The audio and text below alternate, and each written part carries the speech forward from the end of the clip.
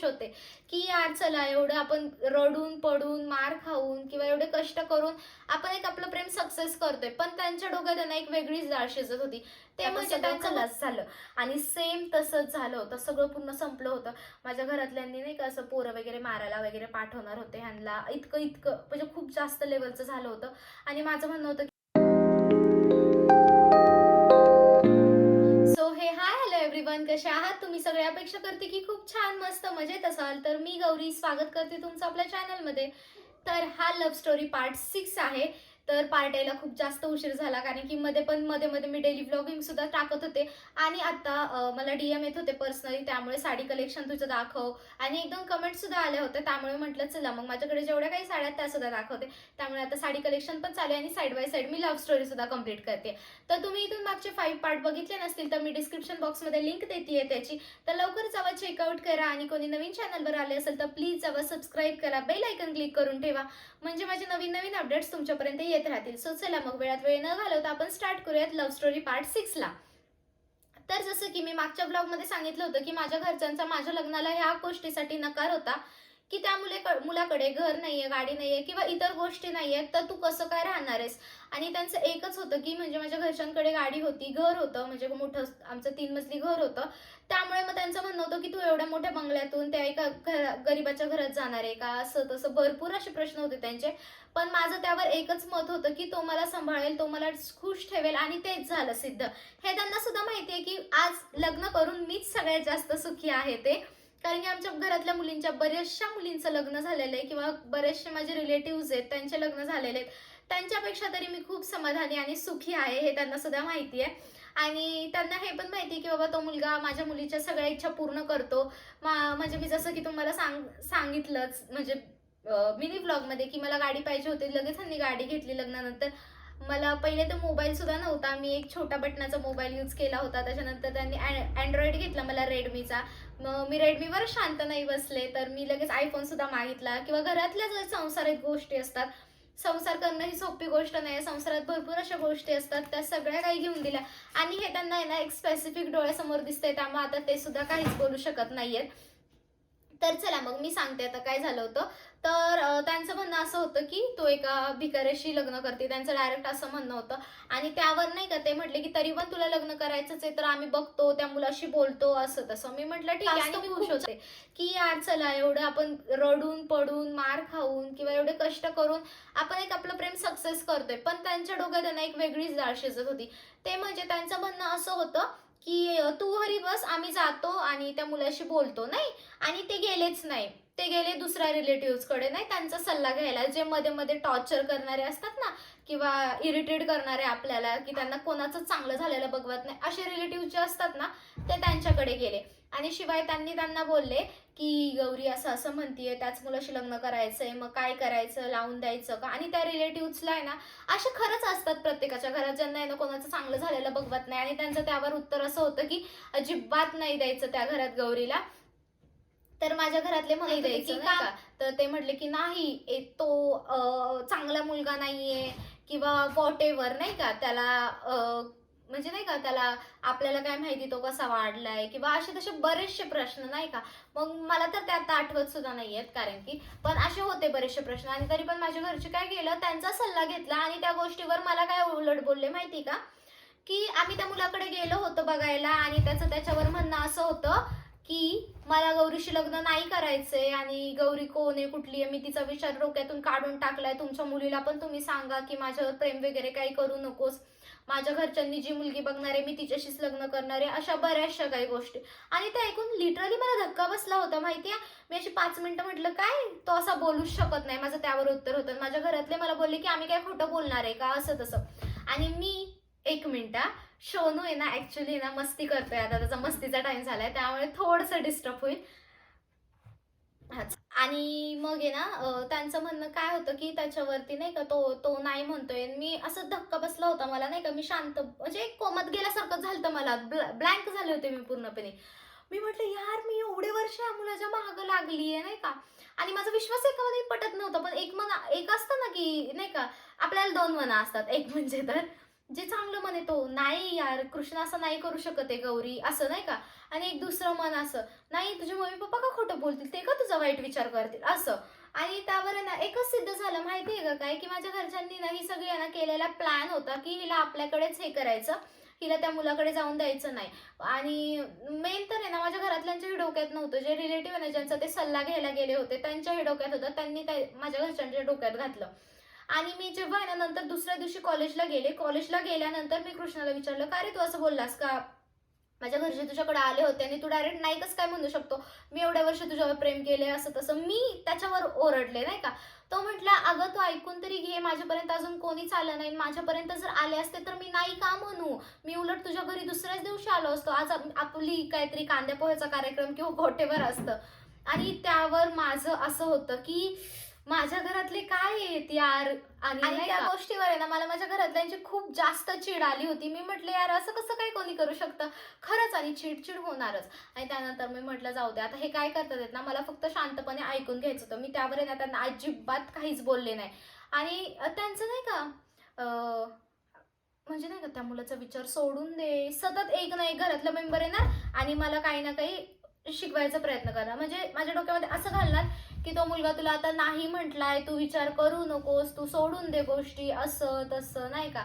आणि त्यावर माझं म्हणणं एकच होतं की हा हा हा हा, मी प्रत्येक गोष्टीला त्यांना आहे ना हा हाच करत होते. आणि त्याच्यानंतर आहे ना शोधूचं खरंच खूप जास्त कालवा चालू आहे. आणि त्याला आज त्यांनी फिक्स केलंय की मला काही तो ब्लॉग शूट करून देणार नाहीये. पण तरी पण मी जसा होईल ना तसा मी तुमच्यासोबत शेअर करते. जाऊ द्या, आपण लव्ह स्टोरीकडे बोलूयात. तर त्याच्यानंतर त्यांचं असं म्हणणं होतं, त्यानंतर दिवाळी आली होती. हां, मग दिवाळीची शॉपिंग वगैरे होती आणि त्याच पिरियडमध्ये ना माझं ॲक्च्युली खूप जास्त डोकं दुखत होतं. आणि ना मग घरातल्यांचं असं म्हणणं होतं की आईचं वगैरे की हिला चष्मा लागला असेल, ही सतत फोन बघत असती, टीव्ही बघत असते, असं तसं. हां, मग आम्ही ना म्हणजे चष्मा म्हणजे मला डोळे चेक करायला आलो होतो आम्ही इथेच. आणि जे इथं राहत होते ना, जिथं हे राहत होते ना तिथंच आलो होतो. आणि मी ह्यांना सांगितलं, आय गेस काहीतरी पाटील दवाखाना होता तो, त्यांचं सरनेम पाटील होतं आणि डोळ्यांचा दवाखाना असं नाव होतं. तर मी त्यांना सांगितलं असं असं. आणि त्या पिरियडमध्ये म्हणजे इतके चॉकलेट्स द्यायचे हे इतके ना. आणि हे मोजून 2 मिनिटं भेटायला आली. आणि ह्यांची हिंमत पण काय, माझे म्हणजे वडील, भाऊ आणि मी, आम्ही तिघं आलो होतो माझे डोळे तपासण्यासाठी. आणि फोन होता माझ्यापाशी माझावाला, मला फोन दिला होता कारण की ह्यांना वाटलं होतं की हिने डोक्यातनं विषय काढला, हिला फोन देऊयात बघूयात. आणि फोन हा इमर्जन्सी आहे, कारण की आत्ताच्या काळामध्ये फोन किती इम्पॉर्टंट आहे हे तर सगळ्यांनाच माहिती आहे. तर त्यांनी मला फोन दिला होता आणि मी पण शानी ह्याला फोन करते आणि म्हणते मी इथं इथं आली आहे नाही का, की तू ये, मला डोळे चेक करायचे, मला चष्मा लागते का काय शक्यतो असं वाटतंय. तो म्हणत, त्याचं रिएक्शन, शी तू चष्मिश होणार, तू ढापणी होणार. आणि माझं असं होतं यार तू असं कसं काय बोलतोय, मला तसं कसं तरी वाटते. पण सुदैवाने मला चष्मा नव्हता. ते काय झालं होतं मला म्हणजे की माझ्या पहिले आहे ना ह्या डोळ्याला आहे ना टेनिसचं फूल आहे ना ते जोरात लागलं होतं. त्यामुळे माझी ही साईड आहे ना कधी मध्ये आधी दुखती आणि ह्या साईडनी ना असं नाही का ब्लर वगैरे तर नाही दिसत, पण नाही का दुखतं हा पार्ट माझा, त्यामुळे ना ते त्यामुळेच दुखत होतं माझं. आणि नाही का ह्यांचं रिएक्शन, शी तू ढापणी होणार आहे यार, तू चष्मिश होणार आहे, असं तसं. आणि मी म्हणायचे नाही. आणि हां, त्या टायमिंगला हे भेटायला आले होते, मेन ट्विस्ट सांगायचंच राहिला. हे भेटायला आले होते, ह्यांनी नाही का त्या टायमिंगला क्रिस्पेलो चॉकलेट जी नवीन आली होती त्या टायमिंगला, त्यानंतर डेअरी मिल्क ज्या मला चॉकलेट्स आवडतात त्या. आणि माझ्या हातात साधी पर्स सुद्धा नव्हती, हँडबॅग. मी म्हटलं मी ठेवू कुठं, माझ्या घरातले काय म्हणतील. मग ते म्हटले तू जेव्हा घरातले आहेत ना, आता तुझं चेकअप झाले तर तो गोळ्या आणायला चालली आहे ना, मग त्या गोळ्या आहेत ना कॅरी बॅगमध्ये घाल आणि म्हण की चॉकलेट्स पण घेतला. म्हटलं हा हुशार आहे. मग नंतर मग मी घरी गेले आणि मग मी ॲक्च्युली ना एक माझ्या घरातलाच मेंबर होता जो मला सपोर्ट करत होता. मी त्याचं नाव सुद्धा घेऊ शकत नाही कारण की माझ्यानंतर आता जर घरातल्यांनी कोणी लव्ह स्टोरी बघितली तर त्या तिची पूर्ण वाट लागल त्यामुळं. तर म्हणजे ती व्यक्ती ना फुल सपोर्टेड होती मला. आणि म्हणजे नाही का यार वाव किती छान तुला चॉकलेट्स भेटल्या असं होतं तिचं रिॲक्शन नाही, कारण मी तिला हळूच दाखवलं, म्हणजे त्या व्यक्तीला हळूच दाखवलं होतं त्यामुळे. आणि खरंच छान होती ती व्यक्ती, अजूनही मेमोरेबल आहे आणि आहेच ती माझ्यासाठी खास. तर त्याच्यानंतर मग त्यांनी चॉकलेट वगैरे दिल्या. त्यानंतर मी घरी वगैरे गेले, त्याच्यामध्ये काहीच सांगितलं नव्हतं, चष्मा वगैरे काहीच नाही, ते डोळ्याला फुल लागले, त्यामुळे त्यांनी ट्रीटमेंट पुढे कंटिन्यू करायला लावली. ती झाली, आता कव्हरअप झालं माझं सगळं.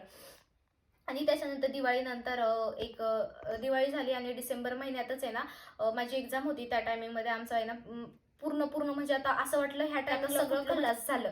आणि सेम तसंच झालं होतं, सगळं पूर्ण संपलं होतं. माझ्या घरातल्यांनी नाही का असं पोरं वगैरे मारायला वगैरे पाठवणार होते ह्यांना, इतकं म्हणजे खूप जास्त लेवलचं झालं होतं. आणि माझं म्हणणं होतं की एक म्हणजे तर आहे ना, आम्ही इंटरकास्ट नाही आहे, आम्ही एकाच कास्टमधले, आम्ही इव्हन एका नात्यातले, आम्ही एका नात्यात भेटलो होतो, म्हणजे लग्नात भेटलो होतो. आणि माझ्या घरातल्यांना बॅकग्राऊंड माहिती ह्याच्या घरातल्यांचं, किंवा त्याच्या घरातल्यांना माझा बॅकग्राऊंड सगळा माहिती होता.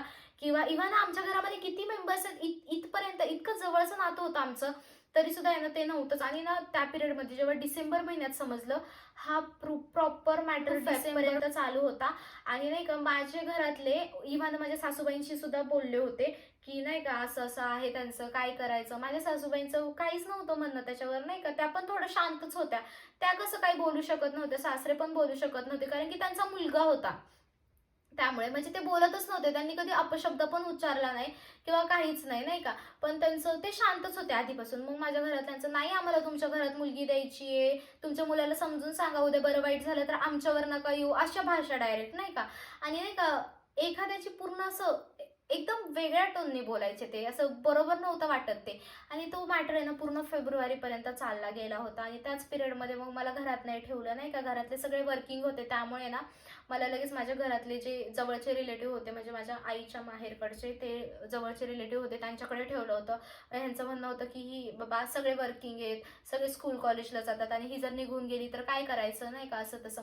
आणि जे करायचं होतं तेच शेवटी झालं. आता ज्या काय म्हणतात, नवरा आणि बायकोची किंवा एखाद्या मुलाची आणि मुलीची गाठ ही स्वर्गात जुळलेली असती, हे काही खोटं नाहीच, हे तर तुम्हाला सुद्धा माहिती. ह्या गाठी देवाने बांधलेल्या असतात, त्याला कुणी किती नाही म्हटलं तरी ते काही मोडणार नाहीये किंवा तुटणार नाहीये. आणि ज्यांचं तुटायचं असतं, ज्यांचं मोडायचं असतं, त्यांचं लग्नापर्यंत काही जातच नाही किंवा मांडवापर्यंत जातच नाही प्रेम प्रकरण.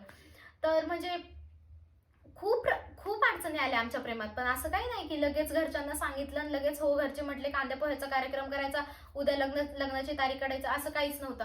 पण शेवटपर्यंत त्यांनी मनावर सुद्धा ही गोष्ट घेतली नाही की ना बाबा हा आपण हिचं लग्न लावू किंवा नाही का. तर हा मी म्हणत होते की डिसेंबर महिन्यामध्ये आमचा मॅटर परत एकदा फुटला होता, म्हणजे असं बोलायला गेलं तर. आणि डिसेंबर टू जॅन हो डिसेंबर टू जॅन आहे ना, मी होते त्या पिरियडमध्ये होते 12th ला. माझं 12th एक्झाम होते फेबमध्ये. आता खरं बोलायला गेलं तर मग माझी एक्झाम होते आणि माझं असं होतं की काय करू, मला असं हे व्हायचं, मी एक्झामकडे लक्ष देऊ का, मी घरातल्यांकडे लक्ष देऊ का, ह्याच्याकडे लक्ष देऊ. एक म्हणजे ह्याचा पण जीव तुटत होता की बाबा तुझं दुसरीकडे लग्न लावलं तर मग मी काय करायचं. कारण की आमच्या घरामध्ये असं झालंय, एका रात्रीत एका मुलीचं लग्न झालंय. कोणाचा काय भरोसा सांगता येत नाही. वय पूर्ण झालं, हा चल तू मांडवात उभी राहू द्या, मग काय करणार ना. आणि माझं गाव कोणतं आहे हे तर त्याला प्रॉपर असं माहीत नव्हतं. मग त्याचं म्हणणं होतं तुला गावाकडे जाऊन जर लग्न केलं तर मी काय करू त्या पिरियडमध्ये, तू तिकडून कशी काय येणार आहे, तुझ्याकडे ना फोन ना कॅश ना काय ना काय. मग माझं पण एक होतं की हा यार असं नाही व्हायला पाहिजे. मग त्यानंतर आहे ना मला एका रिलेटिव्हकडे ठेवलं आणि मग मी तिथूनच एक्झामची वगैरे तयारी केली. त्या पिरियडमध्ये मी ह्यांच्याशी फोनवर बोलायचे, कारण की ह्यांनी दिलेला जो छोटा फोन होता तो माझ्याकडेच होता. मग नाही का त्या फोनवर बोलायचे. पण एकदा दोनदा कळालं, मी बेडरूममध्ये कडी लावून बोलत होते, एकदा दोनदा त्या रिलेटिव्सला कळालं की ही काहीतरी करते आतमध्ये. मग त्यांनी नाही का एकदा दोनदा आहे ना पूर्ण माझी बॅग वगैरे चेक केली, मी जी बॅग घेऊन गेले होते ती. पण त्या पिरियडमध्ये काय करायचे, थंडी होती नाही डिसेंबर महिन्यामध्ये, थंडी होती, मी सॉक्स घालत होते कंटिन्यू. आणि सॉक्समधून मी आतमध्ये लग्नाच्या आधी ना, म्हणजे लग्नाच्या आधी धोती पॅन्ट नसती का ती घालायची आणि सॉक्स घालायचे, आणि त्या सॉक्समध्ये मी फोन ठेवत होते. त्यामुळे त्यांना कधीच क्लू लागला नाही की हिचा फोन कुठे असेल ते. कारण की जेव्हा आपण अंघोळीला किंवा फ्रेश वगैरे व्हायला जाणार तेव्हा आपण चप्पल वगैरे वेअर करणार, आणि अंघोळीच्या वेळेस आपण सॉक्स काढून ठेवतो, त्यामुळे मी फोन वगैरे काढून ठेवायचे ऑलरेडीच. मग त्यामुळे तर त्यांना काही क्लू लागला नाही. पण फेबमध्ये अशी काही अनएक्सेप्टेड गोष्ट घडली ना, आणि ती गोष्ट कोणती होती हे मी तुम्हाला उद्याच्या ब्लॉगमध्ये सांगते. सो चला मग भेटूया आपण उद्या नवीन एका छान अशा व्हिडिओमध्ये. तोपर्यंत take care friends and bye. आणि सॉरी, शोनूनी खरंच खूप जास्त हे केलं होतं, त्रास दिला होता, पण जसं काही ब्लॉग झालाय तसं मी तुमच्यासोबत शेअर केलेला आहे. सो आपल्या लव्ह स्टोरीला भरभरून असं प्रेम द्या. चॅनलवर कोणी नवीन असेल तर प्लीज सबस्क्राईब करून जावा, बेल आयकन क्लिक करून ठेवा, म्हणजे माझे नवीन नवीन अपडेट्स तुमच्यापर्यंत येत राहतील. ब्लॉग कसा वाटला